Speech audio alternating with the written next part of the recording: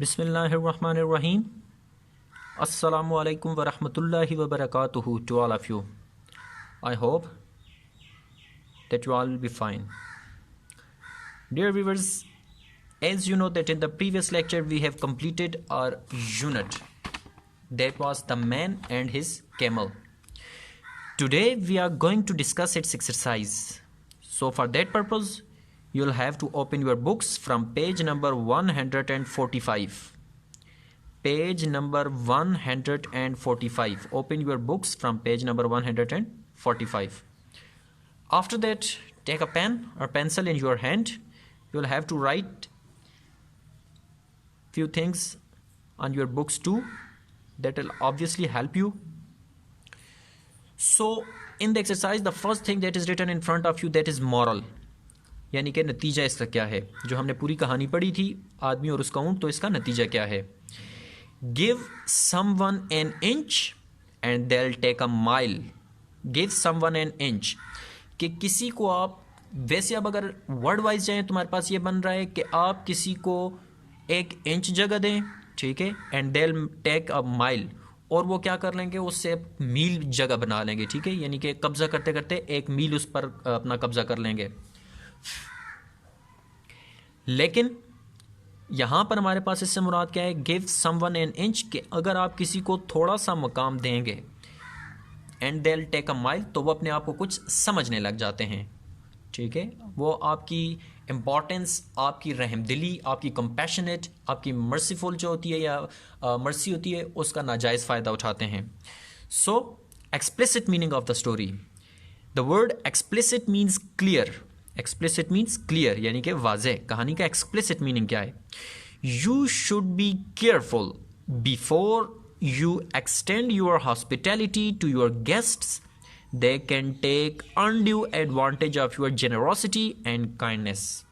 Okay, you should be careful. Underline the word hospitality. Hospitality, its English meaning is warm reception. Warm reception यानी कि मेहमान नवाजी. And then underline the word undue. Undue, the English meaning of the word undue is improper. Improper यानी कि नाजायज़. So you should be careful before you extend your hospitality to your guests. आपको बहुत ज़्यादा एहतियात बरतनी चाहिए.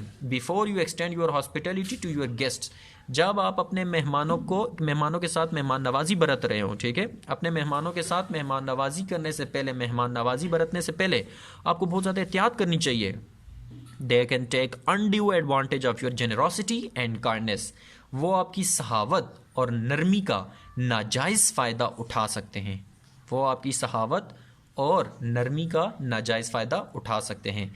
जैसा कि इस कहानी में हमें बताया गया था कि मालिक बहुत ज़्यादा मेहरबान था, जेनरस था, काइंड था, तो ऊँट ने क्या किया, उसकी इस नरमी का नाजायज़ फ़ायदा उठाया.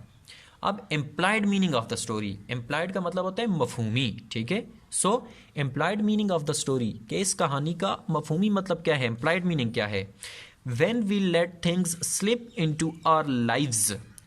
When we let things slip into our lives, जब हम मुख्तलिफ़ चीज़ों को अपनी ज़िंदगी में आने देते हैं. अब उनमें क्या चीज़ें शामिल हैं. बैड हैबिट्स, बुरी आदत, negative elements. Underline the word elements. Elements, the English meaning of the word elements is components. Components, अनासिर, नेगेटिव, मनफी. जब हम बुरी आदत को और मनफी अनासिर को अपनी ज़िंदगी में आने देते हैं, दे ऑफन टेक ओवर, तो वो अक्सर हम पर क्या हो जाते हैं, छा जाते हैं. And leave us only the worse, और बदले में हमारे साथ सिर्फ क्या होता है, बदतर ही होता है, ठीक है. ये हमारे पास क्या था, इस कहानी का इम्प्लाइड मीनिंग था. Now turning towards the next page, and that is glossary. That is written in front of you. Words, their meanings. Obviously, we have written the few words, their English meanings during the lecture when we were studying that unit. But now here we are seeing that what meanings they have written in front of you. So the first word that they have written is peeped. Peeped का मतलब हमारे पास क्या है, look quickly at something, especially through a narrow opening. Looked quickly at something, especially through a narrow opening. Next word is pity. यानी कि तरस, और पिटी क्या है? द फीलिंग ऑफ सारो and compassion caused by the sufferings and misfortunes of others. The feeling of sorrow and compassion caused by the sufferings and the misfortunes of others, यानी कि तरस.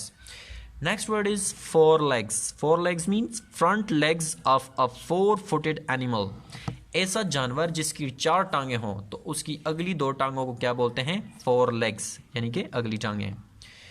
Next word is hump. Hump means a rounded protuberance. A rounded protuberance, sorry, proto नहीं, a rounded protuberance found on the back of a camel, यानी कि कोब के जो goals हमारे पास, मैंने आपको उस दिन भी क्लियर किया था, ये पीछे आप इमेज में भी देख सकते हैं, ऊंट के ऊपर जो बनी हुई होती है जगह, तो उसकी बात कर रहा है कि उसे हम लोग क्या बोलते हैं? हम्प बोलते हैं, कोब. Next word is scuffle. Scuffle means an act और sound of moving in a hurried और confused manner, and its English में सॉरी उर्दू मीनिंग इज दक्कम दक्का. Next word is overcrowded. Overcrowded means fill beyond what is usual or comfortable. Fill beyond what is usual or comfortable. यानी कि भीड़ लग जाना, ठीक है, भीड़ का लगना. After that, you'll have to see that vocabulary. That's question number A. Use dictionary to choose appropriate word definition and identify part of the speech of the word. बोल रहा है कि मैं आपको वर्ड्स दे रहा हूँ, आपने उनके डिक्शनरी में मीनिंग देखने हैं, यानी कि इंग्लिश मीनिंग, और फिर पार्ट्स ऑफ स्पीच में से उसे अंडरलाइन करना है. एक के 2 भी हो सकते हैं, ठीक है, पार्ट्स ऑफ स्पीच में लाजमी नहीं है कि बस एक ही हो, 2 भी हो सकते हैं, लेकिन हम यहाँ पर देखते हैं कि हमें डिक्शनरी में जो फर्स्ट वर्ड उसका इंग्लिश मीनिंग मिल रहा है तो वो कौन सा है, ठीक है. So the first word that is written in front of you is compassionate. Compassionate, merciful, और ये हमारे पास क्या है पार्ट्स ऑफ स्पीच में से? That is adjective. Adjective. Next word is struggled. Struggled. Struggled means try hard, and that is a verb. What was verb? Verb is a word which shows an action. And what is an adjective? An adjective is a word that qualifies a noun or a pronoun. Next word is comfortably. Comfortably. Comfortably means in a relaxed manner. In a relaxed manner, and that is an adverb. Next word is shivered. Shivered means shake या tremble, यानी कि verb, और ये हमारे पास क्या है? verb है. shivered, shake, tremble, and that's a verb. Question number B. Find and underline the direct quotations enclosed in quotation marks from the text. क्या आपने क्या करना है? जो हमने पूरा चैप्टर पढ़ा, इसमें बैक पे जाएंगे और चैप्टर में देखेंगे आप जहाँ पर डायरेक्ट स्पीच है, डायरेक्ट कोटेशन है, चाहे वो ऊंट के अपने अल्फाज हों या चाहे वो actual words of the speaker. Basically we call it as direct speech, actual words of the speaker.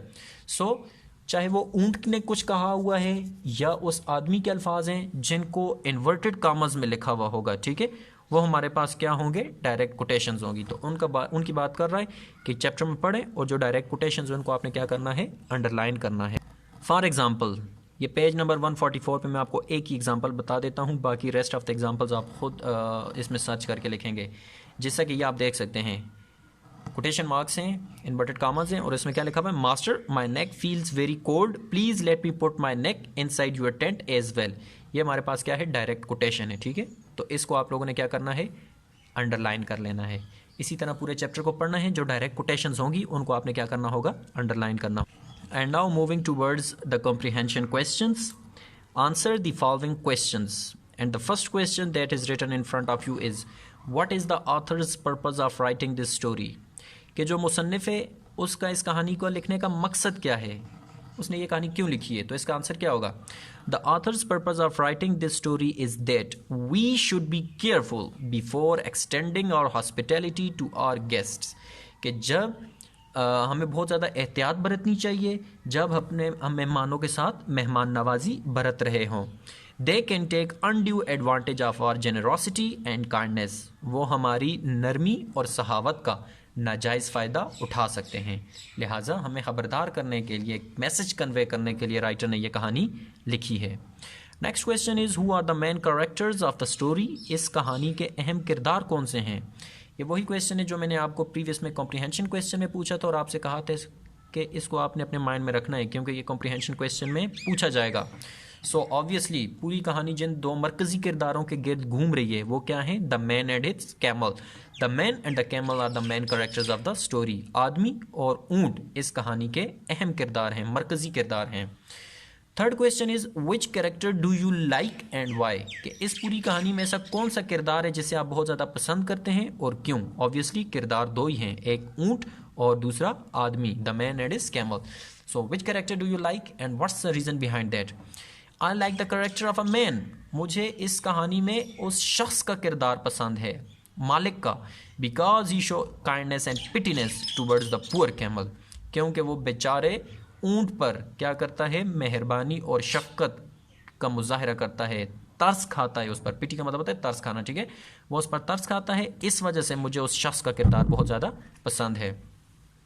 Question number 4 is keeping in mind the implied meaning of the story, कि इस कहानी का मरकजी मफहूमी मतलब अपने माइंड में रखते हुए what bad habits can take over our personality, कौन सी ऐसी बुरी आदत हैं जो हमारी शख्सियत को मुतासिर कर सकती हैं, ठीक है, हमारी शख्सियत पर छा सकती हैं, बुरे असर डाल सकती हैं। तो वो कौन से हैं। ऑल बैड हैबिट्स, तमाम बुरी आदत, लाइक स्मोकिंग, जैसा कि सिगरेट नोशी, नेगेटिव थिंकिंग, मनफी सोच एट्सेट्रा, और इसी तरह की बाकी जो बैड हैबिट्स हैं, these all bad habits can take over our personality, ये सब बुरी आदत हमारी शख्सियत को क्या कर सकती हैं, मुतासिर कर सकती हैं। So obviously we should always try to get to obtain good habits, कि हम क्या करें, अच्छी आदत को अपनाएं, ठीक है, उनकी वजह से हमारा कैरेक्टर बिल्डअप होता है, ठीक है, और ज़िंदगी में आगे ये अच्छी आदत जो होती है ये इंसान के किरदार पर बहुत ही ज़्यादा असर डालती हैं, ठीक है। अच्छी आदत हुई, अच्छी हैबिट्स हुई, गुड हैबिट्स हुई तो वो अच्छे असरार डालती हैं, और बुरी आदत हुई तो वो इंसान की शख्सियत पर बुरे असरात मुरतब करती हैं। Fifth last but not the least question is what is the setting of the story, ये कहानी का महल वकू कहाँ का बयान किया गया है।